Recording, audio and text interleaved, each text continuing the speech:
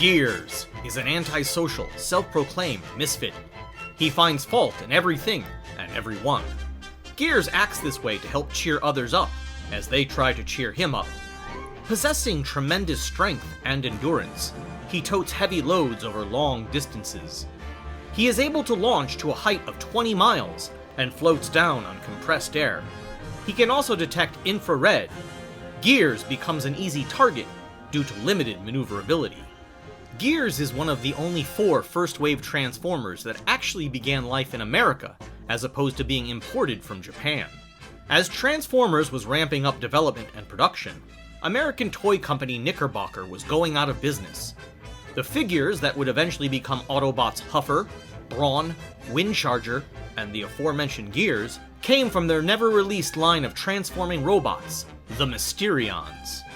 Acquired by Hasbro to be released in 1984's first wave of Transformers, and transforming into a 4x4 truck of no specific design, this little figure was ultimately saved from obscurity. And now, it's time for this feisty little Autobot's very own titular episode.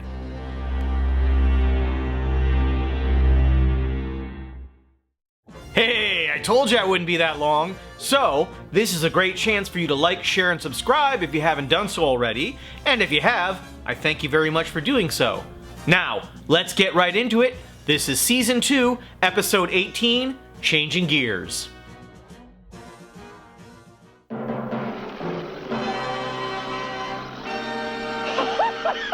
It's gold! We finally struck gold! Oh, that's... We open on a trio of 49ers as they exit a mine shaft to suddenly discover they've time traveled to the year 1985. As always in this show, if the episode opens and you're a human, and you're really happy, you've discovered something of value, or you've invented something, it's only a matter of time before the Decepticons show up and piss on your parade. And so, this episode kicks into full gear, pun intended. After the Decepticons round up the trio, Megatron allows the Third to make a call for help. And I shall destroy him? Someone help us, please! No! He must be permitted to call for help. It is my plan. Alert! Alert! Autobots, assemble at once!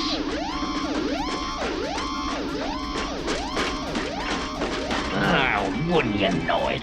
Every time I get set to lube my cable relay, something happens. Action first, Gears. Maintenance later. That's easy for you to say. Your pulleys don't squeak. Your squeaking's not the problem. It's your squawking. The Decepticons are attacking a mining camp. We're going in to stop them. Autobots, transform! Yeah, what he said.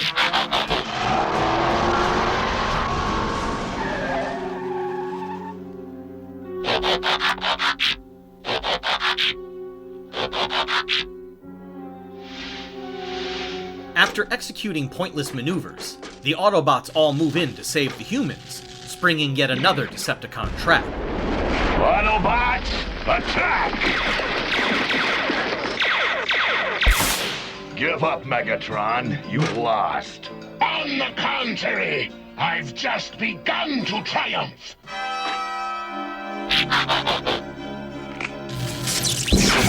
Let's get out of here! This way! No, over here! We're caught in the middle! Autobots, don't fire! We can't endanger these men! There are no good aliens or bad aliens, Jaeger. It's just us and them. And you chose them.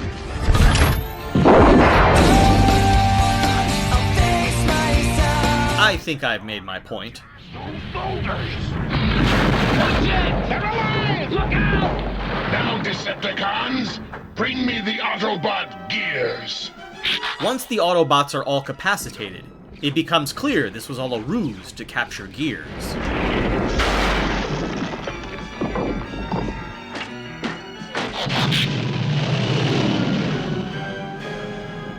The good Gears. At last, Megatron reveals his plan. Behold my creation, the Solar Needle.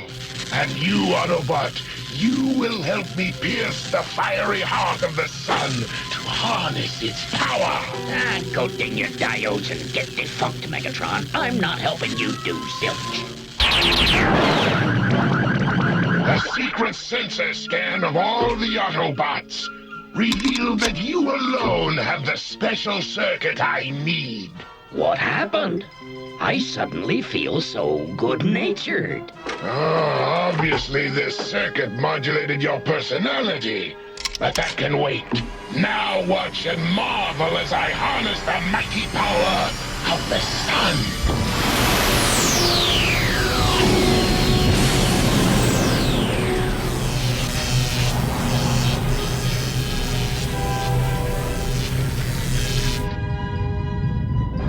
Mamma mia! Sacre bleu! It's New York over here! Megatron is behind this. I'd bet my titanium torsion bars on it. Oh really? What gave it away? Was it the global spread earthquakes? Or the giant beam of energy shooting all the way out to the sun? Power of the universe is mine! Mine! Mine! Nothing can stand against me! Fill the electron cubes, Autobot slave! Sure thing, Starscream. Always happy to oblige, but I'm not sure why. With his vital component removed, Gears becomes a very compliant slave to the Decepticons. Teletran 1 has confirmed my fears. Someone has tapped into the heart of the sun, creating a dangerous instability. It's got to be that Decepticon Megatron. Yes, Megatron. And I've triangulated his location to the geographic center of Africa. And Gears is there with them. Then what are we waiting for? Let's go! Autobots, transform! And so with that, they drive to Africa, from North America. If only they had an Autobot that turned into a very large jet fighter that could fit all of them on board, and was fast enough to circle the globe in 1 hour. Damn you, Harmony Gold. Damn you to hell. Would it surprise you if I said I have more to say about Gears? It shouldn't. Gears is one of those original characters who sort of fell through the cracks over the years, with very few new figures being released. One exception being the 2014 Generation Legends class Gears. Hasbro has recently given us a new Gears in their Legacy United toy line. This figure even features an opening chest plate, revealing sculpted detail, modeled after this very episode. I haven't found one of these yet, but you bet your sweet ass I'll pick one up soon. Only appearing in the first 2 seasons of the series, Gears does get his share of notable appearances, all the way up until the Season 2 finale, and is barely seen in 1986's Transformers the movie. He appears at a computer station beside Ironhide on Moonbase 1. His death is never confirmed, although he never appears in Season 3. In the third wave of Transformers, his mold was retooled and recolored to create a brand new Autobot, Swerve, who does appear in the 3rd season. In Marvel Comics, Gears has the distinction of being featured in the 3rd issue of the series. In a bizarre and rare crossover, he joins forces with Peter Parker as the black-suited Spider-Man in order to save Sparkplug from Decepticon captivity. Typically only appearing in his original look and color scheme, a rare alternate version of Gears comes from the comic series Hearts of Steel, which is set in the Industrial Era. In this story, Gears takes the form of a coal car. Oh my, how exciting.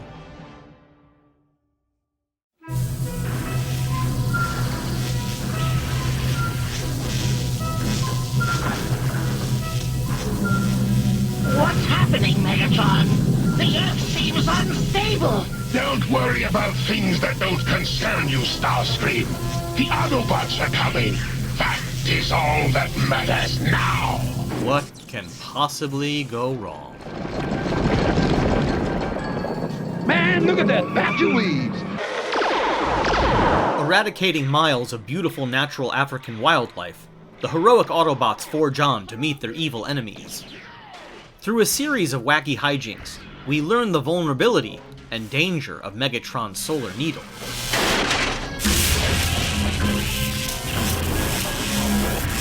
Oh, you almost destroyed the Solar Needle! One more mistake like that, and I'll permanently deactivate your biocircuits. Quickly, Autobot slave, build those energon cubes! Hey, no problem, Starscream. I love being a slave. Or do I? With miles of jungle obliterated, the Autobots at last arrive to make their move. Autobots, fire! It's a reflective energy shield! It seems the Autobots enjoyed my force field surprise! So that was your whole plan, huh? Cool. I'm sure it's gonna hold. Forget it, you two! This is my solo! Cliffjumper, no! Being a reckless dickhead, Cliffjumper gives the Autobots the advantage they need to strike. My protective force field is shattered! Autobots, forward!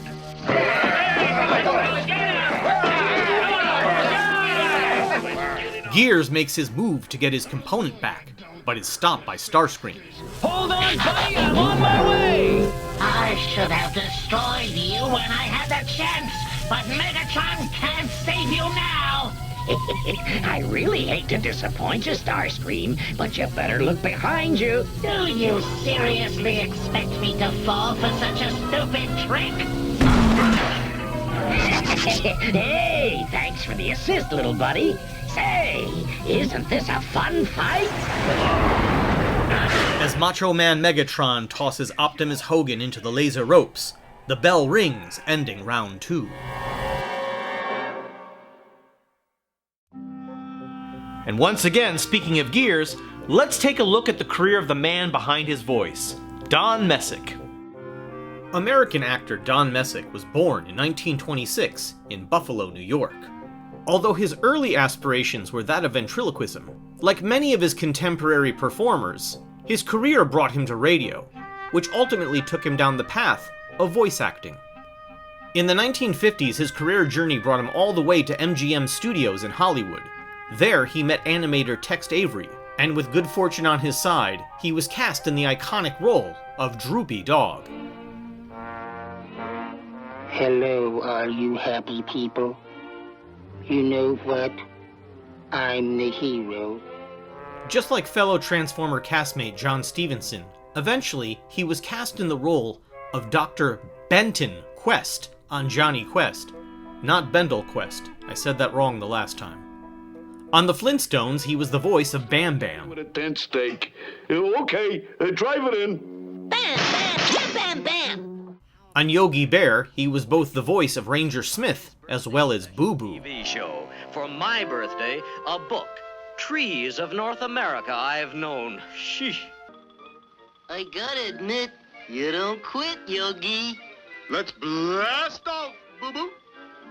Don't forget to write if you find work. How about that? He finally got off the ground. He provided the voice for Sancho Panda in The Adventures of Don Quixote and Sancho Panda. And again, just like his fellow Transformers castmate Frank Welker, he also at times provided the voice for Scooby-Doo.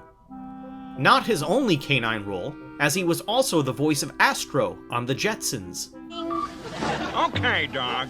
Start talking. There ain't rocking. You ain't talking, eh? Not even for a juicy space burger?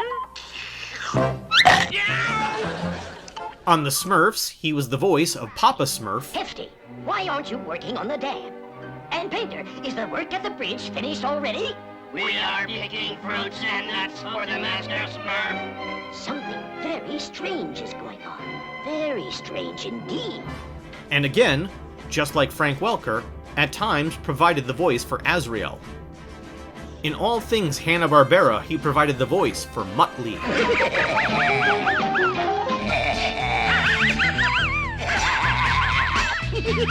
In 80s Spider-Man cartoons, he provided the voice for the villainous Vulture. Meanwhile, over in the DC universe, on Super Friends, he was the voice of Scarecrow. On Godzilla, King of the Monsters, he was the voice of Godzuki.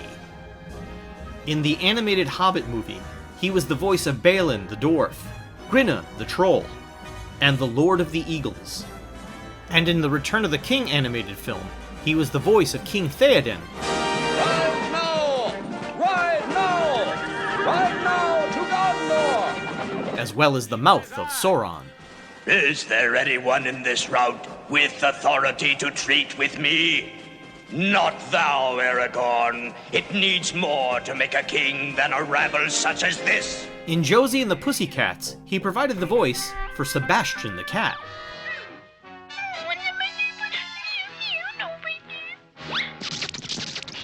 And in Josie and the Pussycats in Outer Space, he provided the voice for Bleep. That's him, that's him!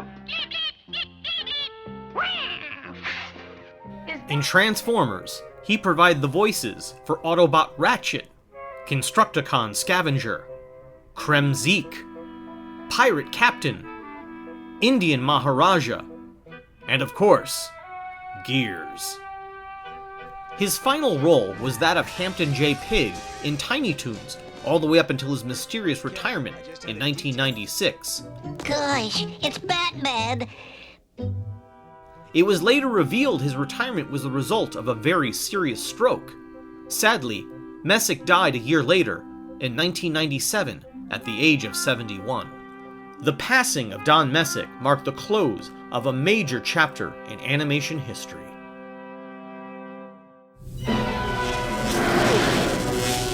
Prime the energy grid!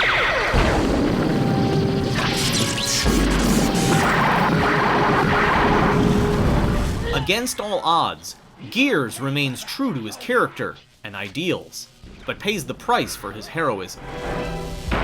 Gears! You've lost, Prime! The universe is mine! Megatron, there won't be any universe. Your solar needle's going to make the sun explode in a matter of astroseconds. I have no time for your fairy tales! The plot of this episode requires that Megatron acts like a dumbass. You rotten hunk of scrap. I want you to repair the solar needle. Happy to be of service. I wish I wasn't, but I am. What did you do to Gears, you monster? You turned him nice! Oh, I love Ironhide. Circuitry. I employed his personality circuit for my purpose, and he has become my slave. Megatron, would you give a condemned mechanism one last request? Yes, but be quick about it. Gears, I wonder if you would do me a favor now. I thought you'd never ask. I stand by my earlier comments about Megatron. Hey, Gears is part of the Autobot team again. Autobots, go get 'em! Hooray! Everybody punch and shoot! Again! Do you hear me? This time I shall show you no mercy. Right. This time the only thing you're gonna show me is your papoose. Turn off the solar needle.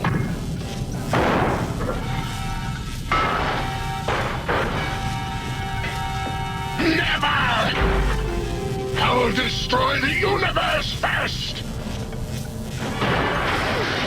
Cue the time-mandated retreat.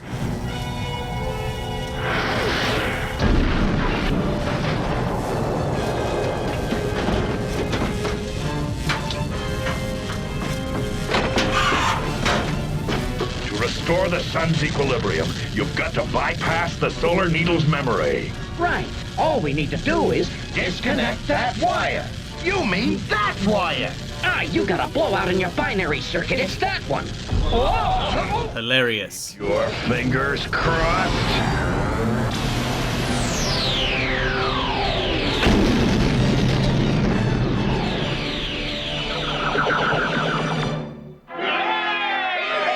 It's all over. The sun has been stabilized. All that's left is to destroy Megatron's solar needle forever. Excuse me, please. I don't want to be pushy, but aren't you forgetting something?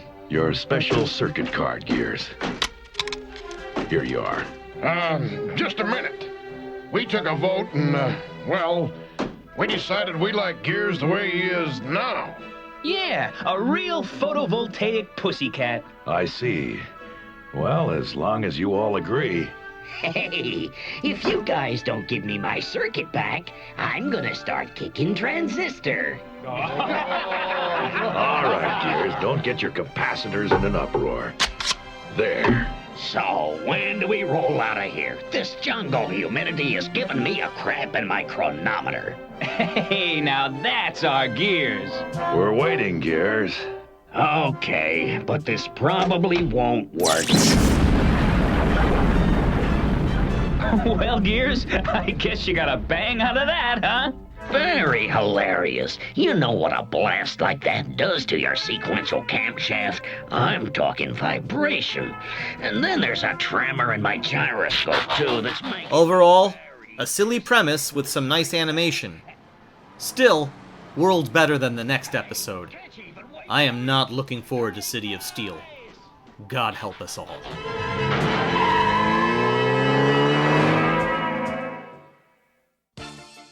Once again, overall, a really good-looking episode. But you know me, I love to complain. Okay, I have to admit, I do like that Megatron has a new device that allows him to move these boulders, instead of just giving him some random new power. However, why not just shoot them? They've got Gears. If only there were several Autobots capable of flying after them. Okay, so what does solar energy have to do with earthquakes? Also, wouldn't an earthquake big enough to affect the entire planet be like, you know, the end of days? Teletran 1 has confirmed my fears. Someone has tapped into the heart of the sun, creating a dangerous instability. Unless this process can be stopped, the sun will explode in slightly less than 2 Earth hours. I've triangulated his location to the geographic center of Africa. Autobots, transform! Not only are they going to drive from North America to Africa, they're gonna do it in 2 hours. I really like this herd of zebras, they look cool. But if you look at the ground, the patch changes when they come and go. It's a real jump, it's kind of distracting. Starscream fires at Gears, but he fires behind Megatron's back. When Megatron reaches out to stop Starscream, he grabs his arm, but he reaches out in front of himself. Things like this make my brain hurt. Watch Prime jump this ravine with no ramp. And bullshit. When Cliffjumper speaks, we hear Ratchet's voice come out of his mouth. Well, then let's stop gabbing and start blasting. At first I thought it was Gears, but they are a little similar. It's a reflective energy shield! It seems the Autobots enjoyed my force field surprise! I like their juvenile laughter. They remind me of villains from a boner comedy. Starscream lands, and we hear him speak, but the voice that comes out of him is Thundercracker. Oh, no you don't! Your circuit stays right here! And later when we cut around in the scene, we hear Starscream, as if he was always meant to be the character in this scene. I should have destroyed you when I had the chance. Megatron, would you give a condemned mechanism one last request? Yes, but be quick about it! Gears, I wonder if you would do me a favor now. I thought you'd never ask. Gears! No! So am I to understand that Gears could have rebelled against Megatron at any time, regardless if he had his component or not? I'm just asking because the entire plot of this episode hinges on it. Ratchet, Wheeljack, on the double.